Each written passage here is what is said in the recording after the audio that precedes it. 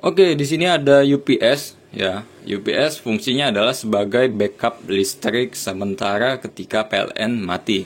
Jadi ketika PLN mati, komputer tidak langsung mati ya. Jadi langsung di backup sama UPS ya. Jadi kita masih bisa sempet lah waktu 1 menit untuk shutdown manual ya. Karena kalau listrik langsung mati itu dijamin ya, dijamin hard disk, motherboard, VGA dan perangkat lainnya itu bisa cepat rusak.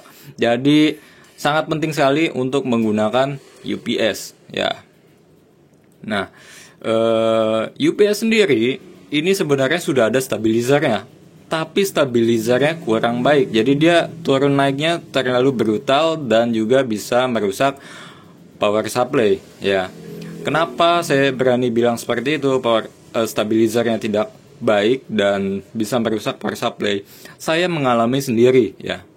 Power supply Corsair HX 1000 jebol gara-gara listrik yang turun naik ya. Padahal power supply harga 4 juta. Bayangin, 4 juta bukan harga yang 400.000.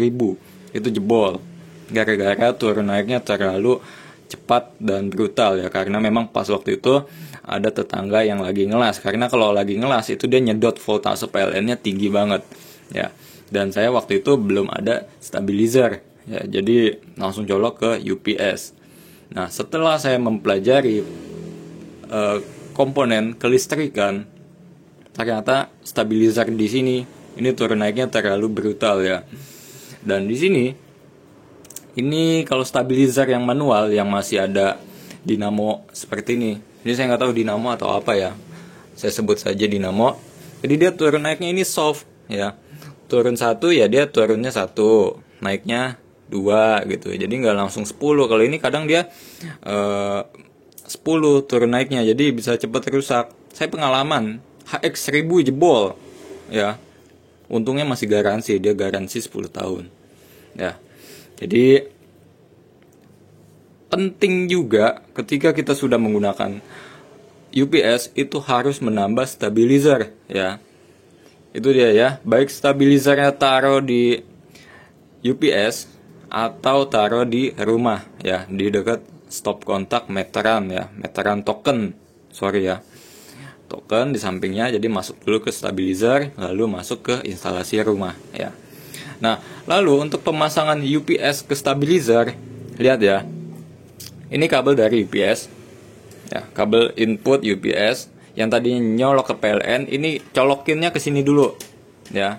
Jangan UPS ke PLN dulu, lalu output dari UPS ini ke stabilizer. Jangan ya. Tapi ke stabilizer dulu, dari UPS, stabilizer, lalu PLN.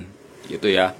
Ini tips singkat dari saya. Semoga video ini bermanfaat dan bisa menambah keawetan perangkat elektronik di rumah Anda, khususnya komputer ya. Jadi efeknya luar biasa ya, bisa bikin power supply rusak, motherboard rusak, VGA rusak, hard disk rusak, SSD rusak, bahkan data hilang.